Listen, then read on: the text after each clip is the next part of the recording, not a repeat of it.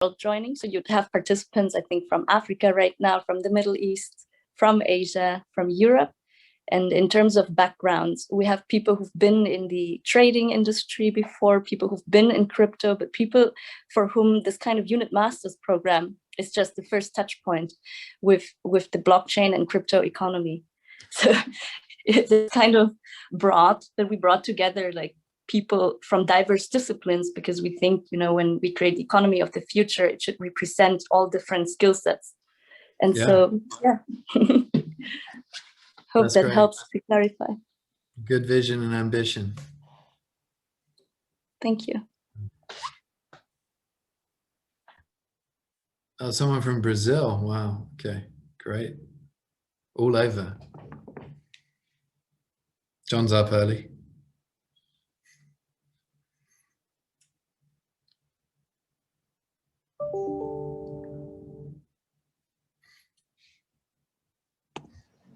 Awesome. So I guess we can get started.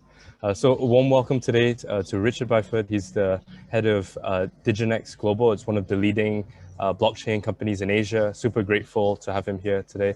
Also launched the first crypto exchange traded on NASDAQ. Looking forward to his insights and thoughts, his background in terms of where he started, why he's excited or passionate about the space, and his visions and dream for the future of the industry. Thank you. To you, Richard. Sure, thanks, Michael. And hello, everyone. It's really nice to be here speaking to you guys and understanding the values of your community and what you're looking for. I think this is a really noble endeavor.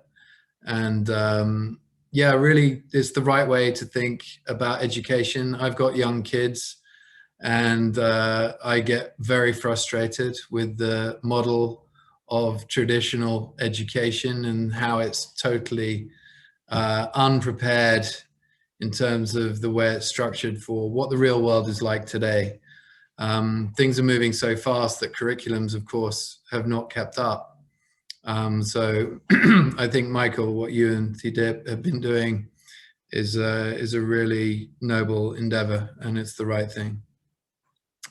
So maybe I'll just start with my background a little bit, where I came from and what we set out to build here at Diginex, a little bit of the journey and where we see the future going. And I think someone asked about the disruption effects that blockchain would have on things like custody and other elements of the financial services side of the business. So quickly about myself, I was an investment banker for 18 years. I started my career as a trader in London. I grew up watching movies like Wall Street and wanting to get involved in that industry. Greed is good was a philosophy that a lot of young Wall Street bankers grew up on. And obviously, as you grow older and you kind of, the culture shifts, you get to a point where you start to realize that actually the world that we'd built things on was not necessarily the right thing. And with crypto and what we do here today, you're able to actually position things very differently. And I think allow everybody to be part of the future of finance. And I think it's super exciting. So as I say, I was an 18-year investment banker. I started in trading, moved into sales. I worked in London, Tokyo, and Hong Kong. I'm still in Hong Kong 11 years after moving here from Tokyo. I worked in a Japanese investment bank for the majority of my career. Japanese culture in finance is a very interesting place to be in terms of the way it's very different to the way that Western big investment banks work. And we ended up in 2008 acquiring Lehman Brothers, the bank that I'm sure you have all heard of that went under in the crisis. And Lehman was probably the most cowboy investment bank on Wall Street at the time. And combining that culture with the Japanese culture was something that I will be able to write 20 books about when I'm sitting in Bali alongside Michael. Yeah, it was a very interesting place. But look, I started getting interested in crypto in early 2017. I read the book Sapiens, which is it's a book about society, how human evolution has changed the way that we operate, how society operates. And it really started to get me questioning a lot about the world, around my own belief systems, around the way that, you know, things were working in the real world. And one of the things that the author, Yuval Harari, kept going on about was Bitcoin. And he was talking about Bitcoin in conjunction with the value system of money. And I really couldn't understand why he was talking about something that I'd heard about in 2009 and dismissed as some scam on the internet. And so I ended up looking into it in a bit more detail, and it just blew my mind. And how this could potentially completely change the world. And you know, putting digital cash into everybody's pocket without involvement of banks, governments, etc. So I started looking at the space from an investment standpoint, which is generally how I was always looking at the world, and started to invest directly in crypto. But then one of my friends started this company, Diginex, which was a cryptocurrency mining company. And I invested in that. And then I actually got to the point where I realized that banking was over for me. So I left banking in 2017. And I wasn't entirely sure what I was going to do. I was thinking about moving into venture cap. I had an offer from a venture capital firm, but I was going to take my time and make my decision. And while I was sort of sitting on the beach, as we call it, I got contacted by the founder of Diginex. And he said, I would really appreciate it if you could come and help me build this thing. And I said, what are you talking about?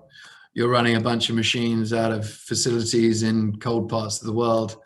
I don't really have much interest in that, and I don't think I'd be very good at it either. And he said, well, no, I actually see a huge future in digital finance, which was obviously the point that I'd already got to with crypto. And he said, I really think we can build something special, bringing sort of the security law values around protecting investors, because he said no one's protecting investors in this space right now. There's scams and crooks all over the place. He said, he told me about all these platforms in Hong Kong that were manipulating markets to effectively make sure their clients got liquidated so that they could make even more money. So it was actually the worst of banking that we'd seen being brought into this new asset class that actually really should be trying to change the world and actually help improve people's lives. And so we came at it very much from the angle of, okay, how do we think about what regulation should look like? Because regulation didn't exist in the majority of the services that we wanted to provide. And so we really came at it from a perspective of trying to structure our business as, you know, that full services that you would need to effectively become the one-stop shop for everything to do with your crypto. So to give you an example, you're an owner of Bitcoin. You want to make sure that that Bitcoin is safely stored. You may want to use that Bitcoin as collateral, meaning put Bitcoin in a deposit book or account effectively and borrow money against it, or earn money on it by depositing it there, or write derivatives around it so that you can really increase your capital base and really essentially provide the freedom for everybody, not just institutions, to be able to participate in this asset class and have all the benefits that we're used to seeing in traditional finance of really being able to make money with money. And I think that, you know, what the nice thing about crypto is it allows you to really reduce the unit size and therefore allow you to really offer those services to a much broader base of people. So that's really what we set out to do. We built our own exchange called Equos.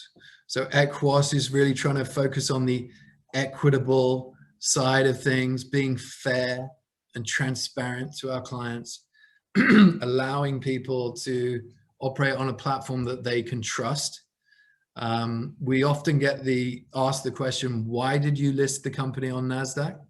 Well, it's all about that trust element, right?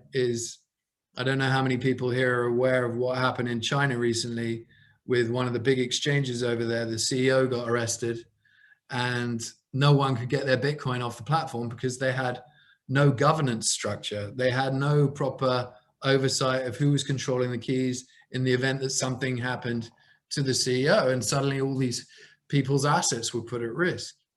And, you know, when you're operating to a NASDAQ level of governance, you have standards and protocols and policies in place for all these sorts of things, again, to protect people, to make sure their assets are safe and work in a, you know, a fair and transparent way that you can hold up to a regulator like NASDAQ, who, by the way, are a regulator, and, you know, go through that approval process that we went through to get listed on NASDAQ with the SEC. Another core part of our business is around custody. And I think it was Christian who asked the question around custody, and how we think that blockchain will start to change things. I think that what's interesting about custody is there's always this divide. Like, you know, is it you looking after your own keys, or is it you effectively providing someone else with those keys and trusting them as a third party?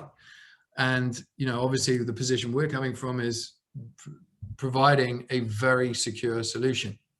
Our solution was built by the ex-head of security solutions at the Ministry of Defense in the UK, alongside the guy that built UBS's infrastructure banking for them out of the UK in the last 5 years. So a very competent team around security of custody and overall security processes, protocols, and to a level of government security. We've obviously built something that is a third-party custodian. And, you know, myself personally, I'm married, I have kids. I want to make sure that if something happens to me, that my crypto is in a safe place and my wife is not worrying how she's going to be getting access to my Bitcoin, or if someone comes to my house with a machine gun, that they can't get access to my crypto, right? These are all things that are real world issues that we've seen in previous bull runs. And so I have a very clear segregated effect. I can't actually even access my crypto. It's in our DigiVault solution. And if something happens to me, then there's a process around which my family or my estate owners can get access to those keys. So it's an interesting and different approach. And I admire the people that can custody their own crypto. It scares the crap out of me, if I can speak openly. It's a frightening thing to be a holder of a bearer asset. You need to really think about what comes with that. So we've got a custodian exchange. We've got our own asset manager to take advantage of what we see as the real inefficiencies in crypto. We're obviously not the only exchange out there. There's about 250 different exchanges. So you've got platforms across the world with different fiat currency crosses, 8,600 different cryptocurrencies.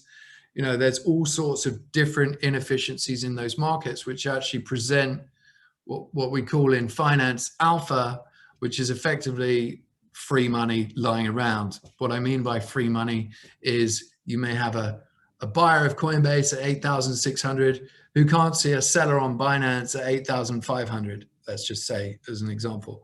If I can get access to both those platforms, I can take the free money of $100 risk-free and walk away. And so what we do is we invest in managers that have different strategies around that sort of space. We call them alpha-centric strategies or market-neutral strategies to target that free money. And so the fund targets around a 15 to 25% annual return. In the last 12 months, it's returned about 38%. I know these don't sound huge returns in the context of crypto, but in the context of traditional management and market neutral returns, these are massive. And from the risk that's being put on the table, it's very, very minimal. These strategies make money in down markets, up markets, all the same. So it's a strategy that people are really drawn to. I can talk about other parts of the business which are non-core, but I think there's one part of the business that I'd like to speak to this group about, particularly it's our capital markets business. And this is where we disrupt entirely all of investment banking. This is, to Christian's question, how blockchain starts to really disrupt traditional finance. So today, and we've experienced this being a NASDAQ listed company, you have all manner of inefficiencies built into the traditional equity markets. And what we saw about GameStop and the way that that happened with Robinhood coming in, effectively closing down buy orders for that, that was a function of poor infrastructure that we have around the markets and the way that they, because they don't have direct settlement like we do with blockchain, you end up having to post collateral, and just the margin requirements were blowing out of all proportion for Robinhood with the amount of risk that they were taking. And so they needed to post so much money, they didn't have it. So they had to shut down further buy orders in GameStop. Now, that's an inefficiency that blockchain solves instantaneously, because you can settle immediately. You can only buy with something, it's direct, what do we call it? Delivery versus payment, effectively. So you're transferring one asset for another asset, be that US dollar for that GameStop shares, or Bitcoin for ETH, or whatever it might be, but you've got that immediate transaction settlement. And so this is the thing that blockchain will totally change. What we're doing with that capital markets business is actually building an investment bank on top of blockchain. We've started with securitization. So securitization, what I mean by that is, let's take this very nice villa that Michael's sitting in Bali. Michael owns that villa. He really likes it. He doesn't want to sell it, but he wants to monetize it in some regard. So he could securitize it. And the way that he would securitize it in normal markets is go and apply for a mortgage. But actually in fair and equal securitization markets, you're not just restricted to the bank that will write you a mortgage. You could go to all manner of people and crowdsource financing for Michael to go and buy a Ferrari so that he can drive around and look cool in Bali or whatever it might be, as an idea to effectively securitize that asset. So that's what we do. We do securitization of hard assets, also of private equity. There's a big market in secondary private equity that we're involved with in both the LP level and direct investments. So this is, when I'm talking about this, I'm talking about, for example, an investment in SpaceX, being able to offer people that in digital form and being able to get access to that. That's something that we want to be able to bring to the masses, because right now, again, if you want to invest in SpaceX, probably one of the most exciting companies in private equity, you've got to have a minimum $250,000 investment. You're going to get ripped off by the broker that gives it to you. You're going to pay well above last NAV. You're going to pay huge fees, and you're going to get hit with performance fees as well on that structure too. So what we're trying to do, again, is call it, for want of a better word, democratization of finance, but it's really, it's opening the door, which, you know, everybody's heard that phraseology before around crypto, but I really think that here we're in a position to be able to do that. We have the rails to be able to offer that in the future with the exchange, with the custodian. So you'll be able to eventually buy clips of SpaceX in token form on our exchange, store them in our custodian, or even use them as a collateral base to then borrow dollars or whatever it might be. So really very excited about what this industry has to offer. I don't know if I've spoken for an appropriate amount of time, Michael, but I think it's probably a good moment for me to stop there and see if there are any questions available. Amazing. I guess like super amazing, like to hear you speak, Richard, and thank you so much. Like one question experience as in the investment banking world and the traditional finance world, like how have you found this entire industry of digital assets and digital tokens compare with that? Like what kind of differences or what kind of things do you think this industry needs to evolve to become one where it's much more mature and like representative and acknowledged by the rest of the industries and world? Yeah, I think, you know, what I often hear from this industry is we don't want regulation, or we don't want regulators getting involved in what we're trying to do. And I think that kind of misses the boat somewhat, misses the big picture somewhat. I think that what regulation allows is for protections. Now, regulations need to be sensible. So we've actually put ourselves in a position where we advise regulators. We help them see how this space needs to be regulated to protect the little guy. And I think that sensible engagement with regulation is the right way to go. And I think that more of the industry needs to just be open to that. I think that there's no way that we're getting away from it. Regulators will regulate. That's what they do. And so, you know, when we're still living in a world where we have to interact with the banking system, we still are at the whim of regulators. And so I think it's really important that we're open to that, as much as, you know, we're always asking regulators to be open with us. I think is really important. So I'd say that's one piece of advice that I would want to on your answer on regulation. Sorry. No, I was saying Philip completely agrees. I was just about to say to share the question from Miguel. What would what would it take for crypto to see? Thank you so much for being here. Yeah. So I think that we are, the way that I frame it, when I'm trying to convince somebody that they need to own Bitcoin, one of the biggest steps that you can get them to make is to think about their Bitcoin in units of Bitcoin as opposed to dollars, right? Once you get people to shift from that denomination factor, I think that goes a big way to completely advancing the way that they think about this. It's almost like a seismic shift in their brain. And I think that that's the point where we're going to see a much broader adoption of crypto. I mean, it's going to be around Bitcoin, I think, because, you know, Bitcoin is that, you know, it's the beast that is going to devour and dominate all. I think we're going to see many Ethereum imitators, and that's fine. I think that, you know, the different flexibility that some of these different protocols give is great. But I think once we get to a point where more and more of the world understand Bitcoin in that way of thinking about it, then I think that will really be the flipping of the horse and the cart. I would say that you know, crypto as a word is kind of sometimes misleading.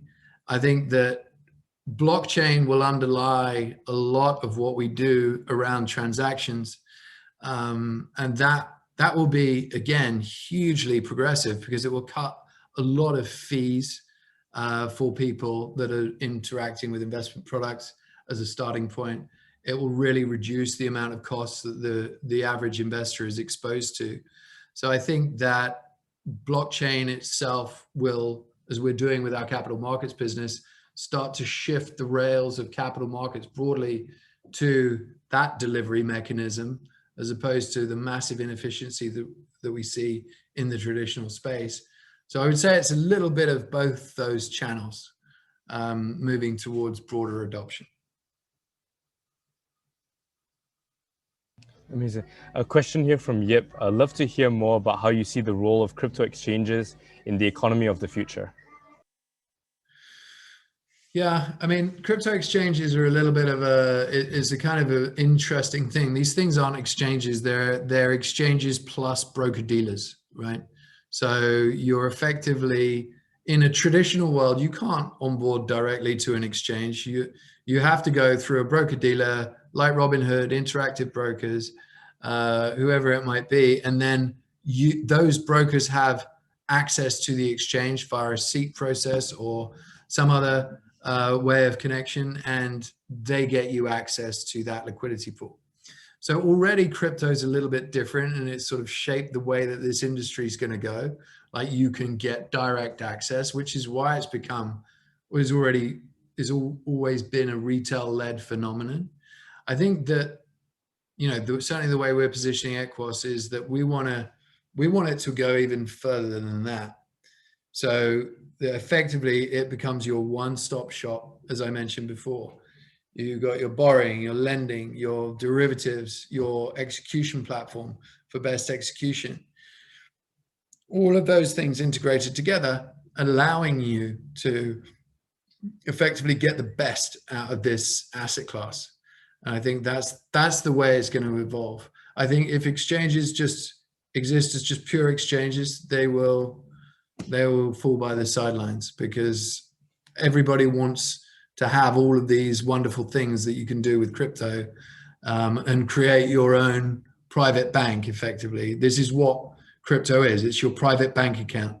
And, you know, we effectively facilitate all those other things around that. And so I think that that's the way that any sensible exchange should be moving. Amazing. And I guess going back to what you shared earlier, like, you know, initially, as most people in the world are, like, they looked at Bitcoin in terms of seeing it like a bit of a scam or a bit of skepticism. Like, what was the moment when you're like, there really is something here, or, you know, should really explore it? And then when the tipping point, you're like, this is, you know, something that can really change the world or do lots of good. And it was really reading that book for me in 2017. It really that book already was changing the way that I thought about models of belief systems in society.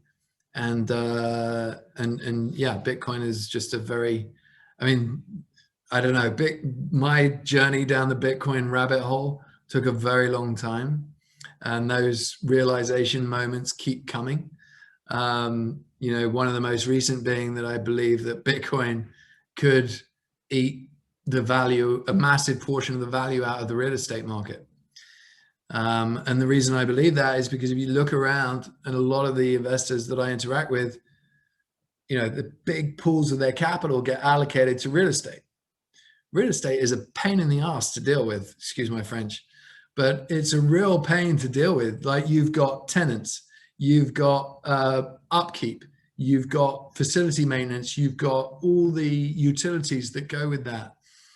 And, you know, often you have to pay a management company just to help you deal with a piece of real estate.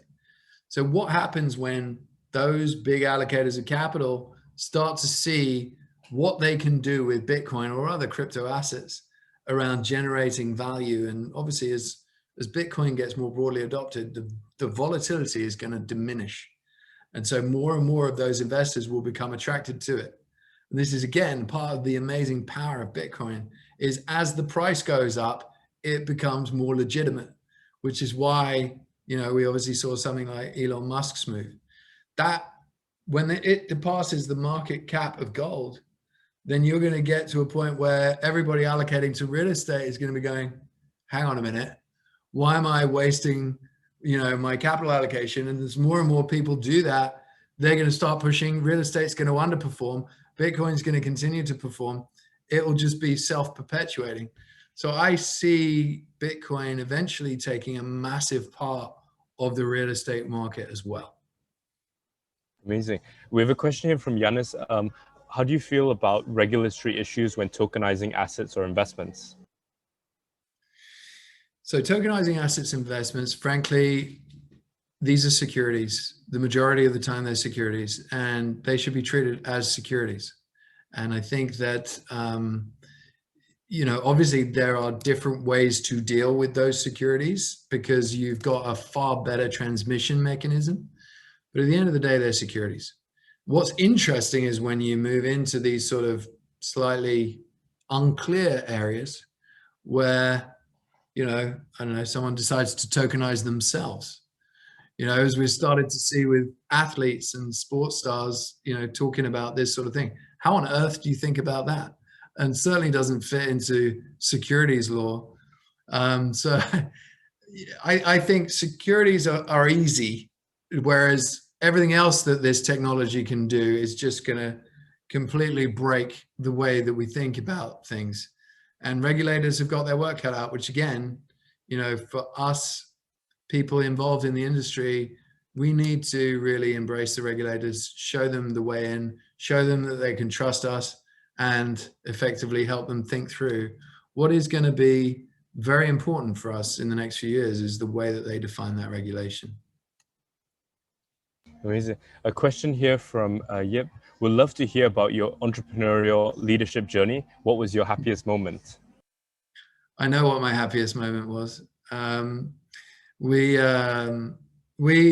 We definitely for a very long time, you know, we were going through crypto winter as we were building this company. It was very hard to raise capital, yeah, it wasn't pleasant. I can tell you. I spent my whole life raising capital, speaking to investors, and it was a struggle. When we became NASDAQ listed, these things are very different. You know, we raised $40 million recently in a capital raise. It took me less than a week. And prior, it would have taken me a year and a half to maybe 2 to raise that sort of money. So the day we raised that capital, I suddenly realized things had changed and I could focus very much on what I was here to do, and that's build the business. The entrepreneurial journey, I mean, like, I've always been very entrepreneurially minded. I've built businesses within the bank. I've built businesses prior to joining the bank. And, you know, at Diginex, it was actually, you know, something that I, you know, felt that I was absolutely cut out for. I mean, I'd come from banking. I'd seen what that looked like, seen the mistakes that I felt had been made with that, and saw the way that this industry could go. So yeah, it was very enjoyable. But the happiest moment was in January when that $40 million check came in. Amazing. And what kept you going, like, through this journey, like in terms of the times when, you know, like you had difficulties or issues or people who didn't believe in you? Like, what kept you, you know, persevering and like finally achieved like this huge success? And yeah, look, I mean, it was definitely very hard at certain points. There was a moment a little while ago now where I had 1 hour before I was presenting to the whole company about whether or not we were continuing or whether or not we were closing the company down.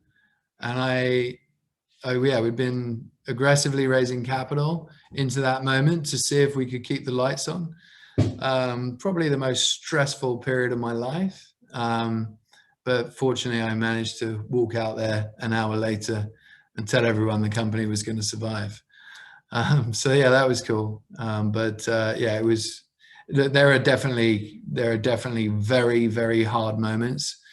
I remember reading a tweet early on in my life at Diginex. It was about, you know, being a startup entrepreneur.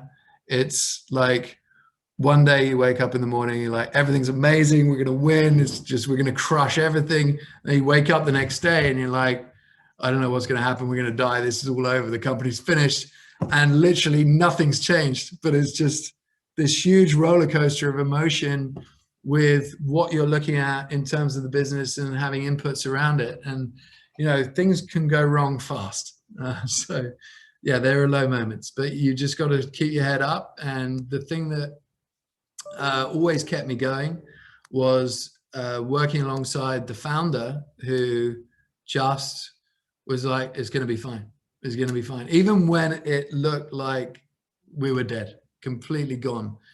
He would say that, and that ended up really ingraining itself in me. And he left the business some time ago. But, you know, that's what's kept me going, is that spirit. You've just never give up, never say die. If you never say die, you won't die. amazing. Thanks for sharing that. And in terms of like your vision or dream for the future, both I guess personally and for your project, like what would you like it to be in like 5 years or 10 years and beyond? Yeah, look, in 5 years' time, we really want to be front and center of this industry. We want to be the guys that, you know, everybody's turning to and saying, these are the guys I trust. These are the guys that I want to park my assets with, that I feel comfortable with, that I have that security with.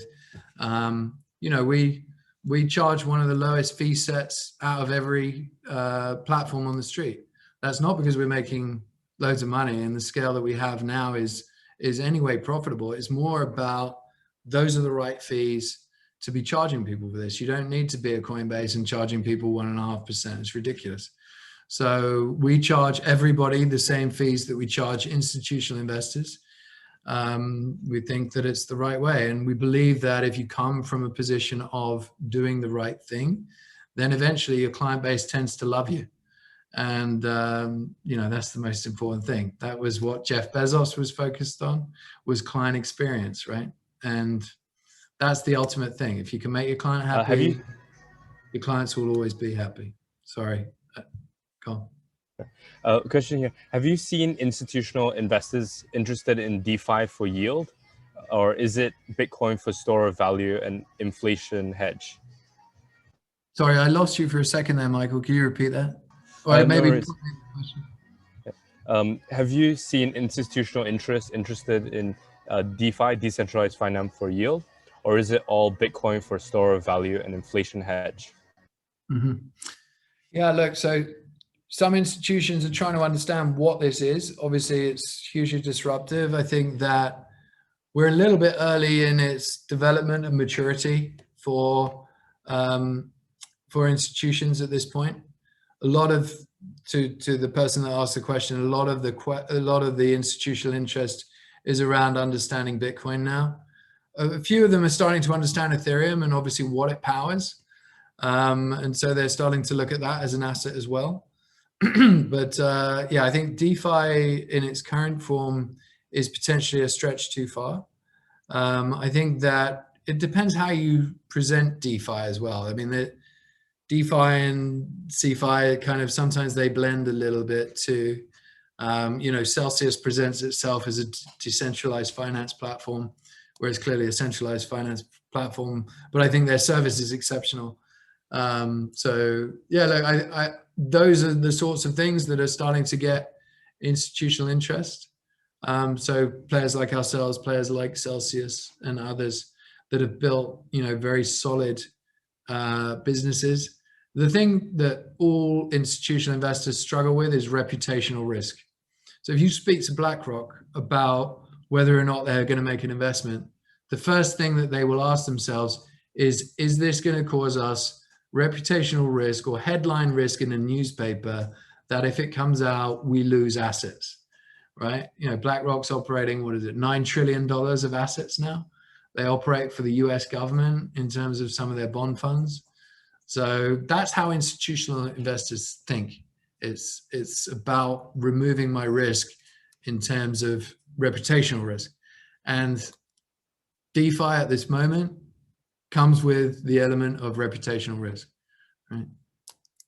Amazing. And I love to hear, like, what's one piece of learning or advice that's helped you throughout your journey, like personally or like as a business, or like through the, like, your wealth of experience? Like, I would say it's that advice from my effective co-founder. It was, you know, when he would remain extremely calm when things were blowing up all over the place. And I think that's the key. If you want to be running a startup, things are going to go wrong. You just need to have a very calm head and just say, okay, you can see the situation. Don't over dramatize everything. Like, there's no point getting emotional about these things. Just be clear, logical in your thinking around how do I work through this problem. And eventually, you know, we're all smart people involved in this program. I think you'll work it out. You'll get to the point of, okay, if I don't panic, these are the moves I make. And that eventually puts you in very good stead to protect